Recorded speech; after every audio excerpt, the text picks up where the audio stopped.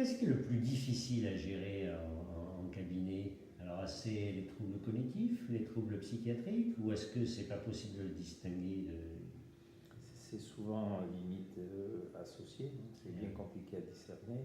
Après, celui qui a que des troubles de mémoire avec un discours correct qu'on connaît depuis un moment et qui vient dire bon voilà, j'ai l'impression que je me perds un peu dans la rue, que j'ai l'impression que. Alors là, bon, c'est pas très compliqué à gérer pour moi en tant que médecin, c'est compliqué à gérer pour moi en tant que médecin du patient pour essayer de trouver une solution pour lui qui l'inquiète beaucoup. Les psychiatriques, c'est compliqué à gérer, mais on en a beaucoup. C'est surtout l'entourage familial. Celui qui est isolé, c'est compliqué. Ouais. Bon, c'est rare que les gens soient isolés. Ouais. C'est que pour les émissions de télé-réalité. Dans la vraie vie, il y a de l'entourage, il y a des enfants, etc. Donc si c'est des personnes plus âgées, ça finit par arriver à une consultation familiale. On n'a pas la consultation, il y a quelqu'un qui vient avant ou qui nous appelle en nous disant vous allez voir ma mère dans la semaine prochaine, j'ai remarqué que que les gens à ce moment-là eux-mêmes n'évoquent pas, ou bien les problèmes psy qui sont entourés, oui, ça vient souvent du fait que progressivement la famille se manifeste et puis on arrive à voir que ça devient difficilement gérable dans le quotidien.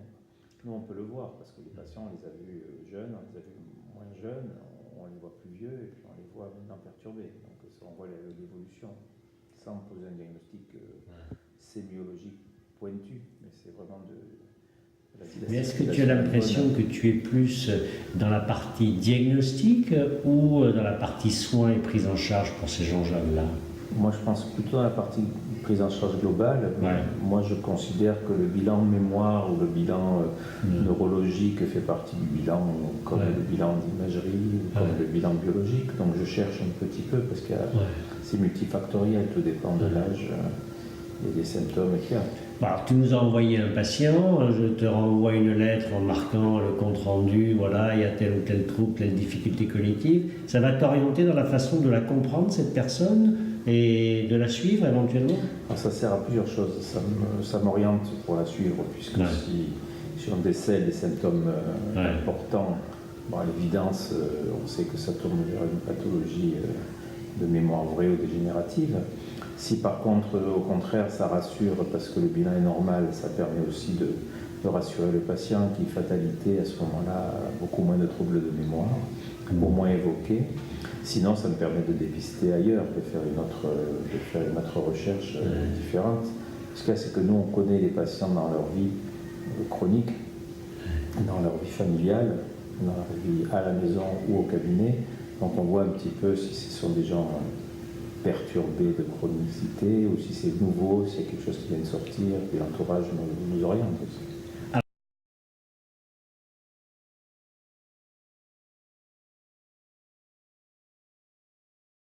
Je pense qu'en fait, la visite à domicile permet surtout d'avoir une réponse qui est complètement adaptée. Parce que par exemple, en consultation, on va voir le patient, on va lui faire une ordonnance toute propre, avec des médicaments, on décide qu'il faut ça, ça, ça.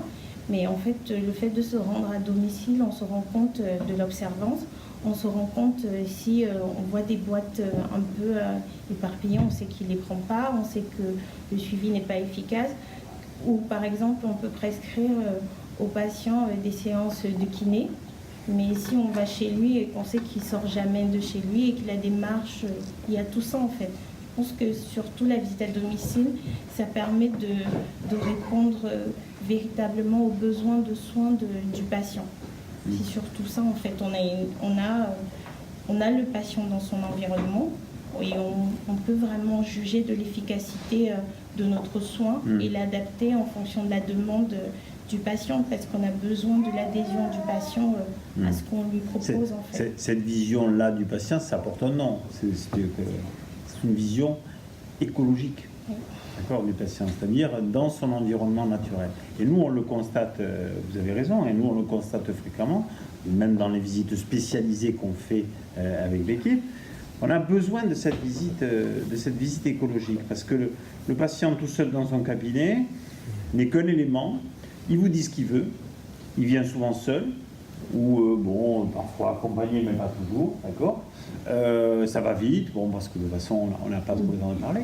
Et quelque part, l'argument principal pour la visite à domicile, il est d'avoir cette vision écologique et donc de voir quelle est l'adaptation du patient à son environnement, mais aussi quelle est l'adaptation, et vous le soulignez bien avec les soins de kiné, quelle est l'adaptation et le réalisme de nos prescriptions par rapport à un patient.